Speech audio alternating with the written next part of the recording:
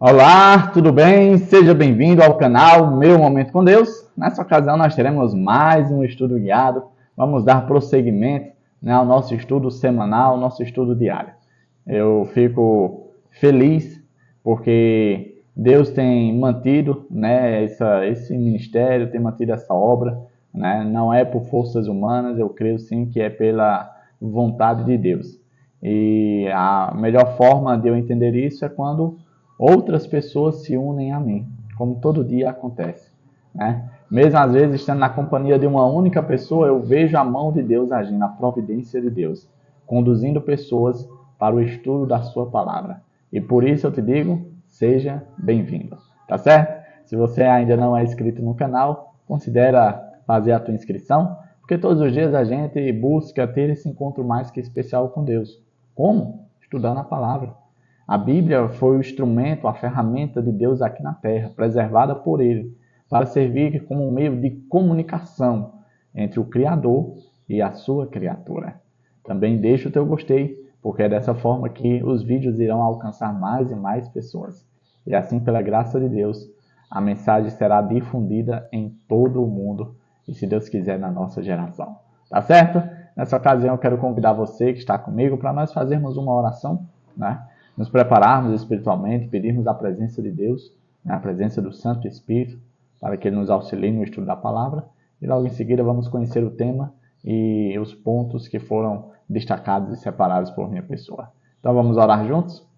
Senhor Deus, estás nos céus, muito obrigado, Pai, por mais uma oportunidade de poder estudar a Tua palavra. Para nós é um privilégio, Senhor, ter esse encontro diário contigo, porque o nosso anseio, o nosso desejo é ter toda a eternidade ao Teu lado, aprendendo face a face contigo. Que Teu Espírito Santo nos conduza para momentos como esse de reflexão, de meditação na Tua palavra, para que a cada dia a gente apenas não seja mais conhecedores, mas que sejamos também praticantes da Tua palavra. Perdoa os nossos pecados, fica conosco, dá-nos a Tua paz, a Tua graça, em nome de Jesus Cristo. Amém. Pois muito bem, hoje é segunda-feira, dia 2 de dezembro. O tema do nosso estudo é Certamente Voltarei. Foi apresentado aqui um contexto bíblico, que está no Evangelho de João, capítulo 14. Nós vamos ler do verso 1 ao 3, que diz assim, Não se turbe o coração de vocês. Creiam em Deus, creiam também em mim. Na casa de meu pai há muitos aposentos. Se não fosse assim, eu lhes teria dito, vou preparar-lhes lugar. E se eu for e lhes preparar lugar, voltarei e os levarei para mim, para que vocês estejam onde eu estiver. Esses versos, esse contexto é bastante conhecido, Com certeza a gente consegue lembrar de cor dessas palavras, podemos dizer assim, reconfortantes de Jesus. Vamos estudar um pouquinho sobre essa promessa, certamente voltarei. Em que contexto ela se encontra? Por que é que Jesus precisou dizer isso? Então vamos lá. Os pontos que eu separei dizem assim, Jesus disse que iria embora, Em que momento Jesus disse isso? Se a gente voltar para o capítulo anterior, o capítulo 13, e analisar o contexto, a gente vai ver que Jesus está ali dialogando com os discípulos e, de certo modo, está trazendo à tona algumas informações que provavelmente os discípulos não queriam tomar conhecimento. Quais eram essas informações, Avém? As informações de que Jesus iria morrer, de que Jesus iria ressuscitar e de que Jesus iria ascender aos céus, iria para junto do Pai. Imagine você ter uma pessoa que você quer bem, que você ama, que você gosta da companhia. E essa pessoa chega para você e diz, olha, eu vou ter que ir embora. Qual seria a sua reação? Qual seria a sensação em saber que a pessoa estimada, querida por você, está prestes a ir embora? Pois é, algo semelhante e parecido aconteceu com os discípulos. Inclusive, o próprio Pedro perguntou, Senhor, para onde é que o Senhor vai? Que história é essa que o Senhor vai embora? Conta mais sobre isso. E ali Jesus falando, a gente percebe que os discípulos estavam meio que incrédulos, não estavam, de certo modo, querendo aceitar quais seriam os próximos passos que Jesus iria trilhar. É tanto que Quando Jesus fala que teria que morrer, teria que passar por todo aquele sofrimento da cruz, Pedro diz, olha, de maneira nenhuma isso vai acontecer. Eu nunca vou abandonar o Senhor, eu não vou permitir que isso aconteça. Se preciso for, eu boto a minha vida, né? Eu estou disposto a perder a minha vida pelo Senhor. E ali Jesus chama a atenção de Pedro, dizendo, olha Pedro, por mais que agora você fale isso, infelizmente você vai chegar a negar a minha pessoa 3 vezes. Né? Esse contexto a gente conhece muito bem, onde Pedro nega Jesus por 3 vezes. E aí depois desse contexto, surgem essas palavras de Jesus, que ele está para ir embora, mas que ele voltaria. Nesse contexto, Jesus disse aos discípulos que não permitissem que seu coração ficasse angustiado. Né? É um pedido um pouco complicado de se fazer, mas a lição, o estudo guiado mostrou que o que Jesus estava querendo dizer não era simplesmente o que o texto mostra, a questão da angústia, mas Jesus estava querendo ir além. Né? Quando a gente olha o verbo grego utilizado para a palavra angustiar, a gente vê que existem outras traduções possíveis para esse verbo. E uma das traduções que a lição apresentou foi agitar-se, perturbar-se, desestabilizar-se ou ficar confuso.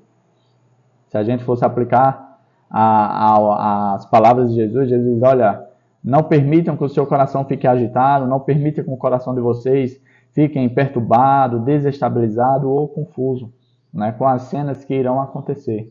Vocês estão sendo previamente preparados para isso. Então, quando os momentos difíceis chegar, fiquem cientes, lembrem-se do que eu falei. É preciso que isso aconteça. Não permitam que vocês fiquem confusos acerca do que irá acontecer, acerca de tudo isso que vocês viveram. Né? Interessante Jesus, de forma preventiva, já falar essas palavras para os discípulos, porque de fato, após vivenciar todas aquelas situações difíceis, né, a morte, a perseguição, a questão da crucifixão de Jesus, com certeza algo normal que se esperaria era exatamente essas situações, ficar agitado, perturbado, desestabilizado, confuso. Né? Será que nós estávamos com a pessoa certa? Será que de fato ele era o Messias? Por que ele morreu? Por que ele teve que passar por isso? O que é que está acontecendo? Por que a gente não entende? Né? E aí Jesus, de forma preventiva, diz, olha, não fiquem confusos, não fiquem agitados, não fiquem perturbados, desestabilizados, tá certo? Com as coisas que irão acontecer. E aí o próximo ponto, né, indo de encontro com isso que eu estou falando, diz assim, no entanto, contrariando o medo dos discípulos, Cristo falou sobre a casa do Pai, onde há muitos quartos. Interessante, né? Ao mesmo tempo que Jesus tenta ali consolar, né, tenta de certo modo já deixar eles sobre alerta das coisas que iriam acontecer, ele já vem com a palavra de conforto, do tipo, olha, isso tudo tem que acontecer, mas não se preocupem, isso será algo passageiro, é momentâneo, vai passar, porque eu tenho algo muito melhor para vocês, eu vou preparar o lugar de vocês, né, eu vou preparar os aposentos, eu vou preparar os quartos de vocês, para que onde eu estou vocês estejam também. Interessante, né, porque nesse contexto fala sobre quartos, e eu estive refletindo, né, porque muitas vezes, quando a gente traz à memória o processo de ir para o céu, de salvação, a gente tem na mente que a gente vai habitar em mansões, né? E eu refletindo sobre isso, né, indo de encontro com o texto que a gente leu, nós vamos passar apenas uma temporada no céu, período de 1 milênio, né? O nosso destino não é o céu, a nossa morada é aqui na terra, mas não essa terra contaminada pelo pecado, mas sim a terra renovada, né? Uma terra purificada das mazelas do pecado. Então, o período que a gente vai passar no céu, a gente vai ficar como se fosse em um hotel, em uma estalagem, que era mais comum na época de Jesus. Então, por isso que Jesus se utiliza do termo, vou preparar os aposentos, vou preparar os quartos de vocês, né? Eu vou preparar, vamos dizer assim, o local das pequenas férias que vocês vão tirar lá no céu, né? Isso é bastante interessante. A palavra de conforto de Jesus, eu vou preparar um lugar para vocês. E aí continua. Jesus disse, virei outra vez. Essa é claramente uma promessa a respeito da segunda vinda de Cristo. Com certeza é algo bastante reconfortante saber que a pessoa que você ama vai partir, mas que esse adeus, né, esse tchau, não é para sempre, né, é apenas um até logo, é algo transitório, momentâneo, né?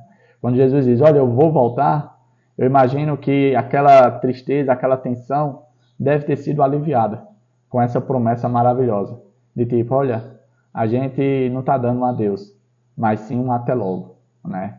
É só por um momento essa distância entre nós, que muito em breve será sanada, será finalizada com a volta dele para nos buscar.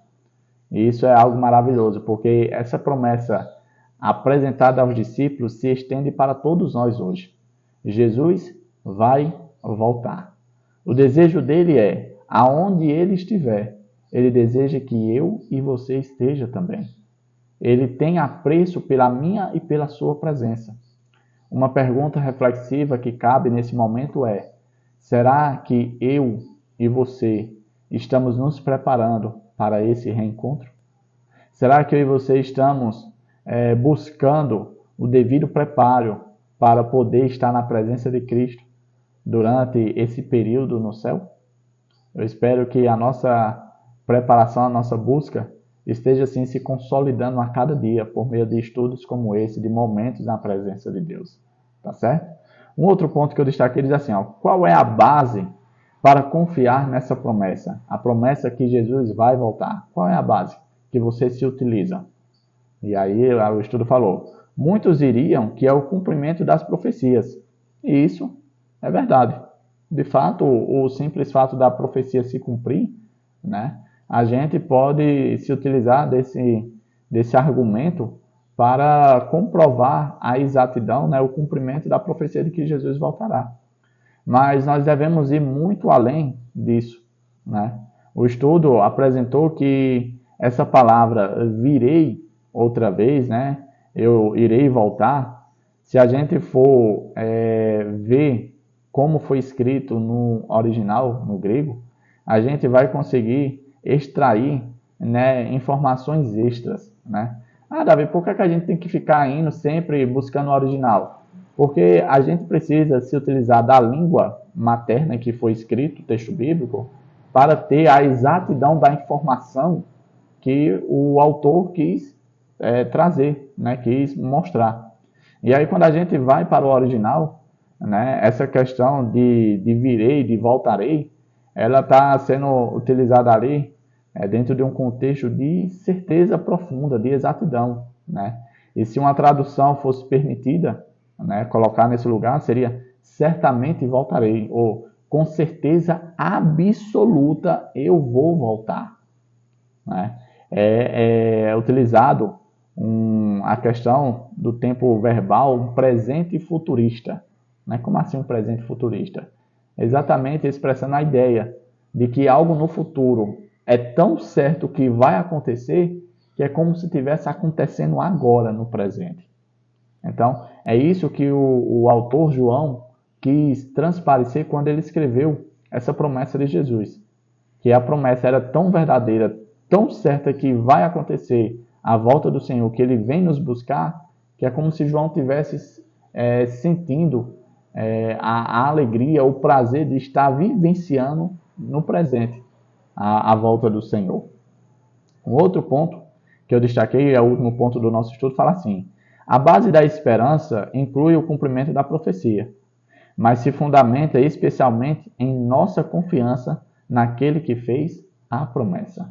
Eu não sei se você prestou atenção, mas um contexto aqui apresentado de nossa leitura de João 14, de 1 ao 3, falou algo muito interessante no versículo 3. Diz assim, ó, se eu for e lhes preparar lugar, voltarei e os levarei para mim.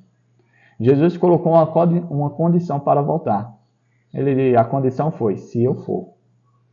A pergunta é, Jesus foi? Foi. A gente tem base bíblica para comprovar que Jesus ascendeu aos céus. E porque ele foi, ele voltará. Porque essa foi a condição que ele colocou. Um ponto reflexivo que foi colocado aqui no rodapé no estudo foi algo bastante interessante. Imagine ter toda aquela cena do Calvário, a morte de Jesus na cruz, todo aquele sofrimento. Qual seria o sentido? Do que adiantaria padecer daquela forma se ele não viesse uma segunda vez para redimir o povo pelo qual ele pagou o preço do pecado? Seria algo ilógico, beirando a loucura. Porque Jesus morreu, porque Jesus ressuscitou, porque Jesus ascendeu aos céus. Por todos esses argumentos, é que hoje eu e você devemos ter a certeza e a convicção exata de que ele vai voltar para nos buscar. Por isso, o que cabe a mim e a você é, enquanto ele não vem, que a gente continue a nos preparar devidamente para receber a pessoa de Jesus. Em outras palavras, o que eu quero dizer é, você já tem a sua mochila espiritual pronta? A sua bagagem espiritual está preparada? Se ainda não, cuide, porque o tempo está passando. E como eu mencionei ontem, está passando muito rápido. Você não pode perder o maior evento da sua vida e desse mundo, que será a volta espetacular e extraordinária da pessoa do nosso Senhor Jesus Cristo. Chegamos ao fim de mais um estudo guiado. O tema hoje foi Certamente Voltarei. A maior e melhor promessa que nós temos registrado na Palavra de Deus. A volta de Jesus e o fim do pecado na história desse mundo. Que o Papai do Céu te abençoe, te proteja e te guarde. E que Ele te conduza aqui amanhã para darmos continuidade a esse estudo. Até a próxima e tchau, tchau.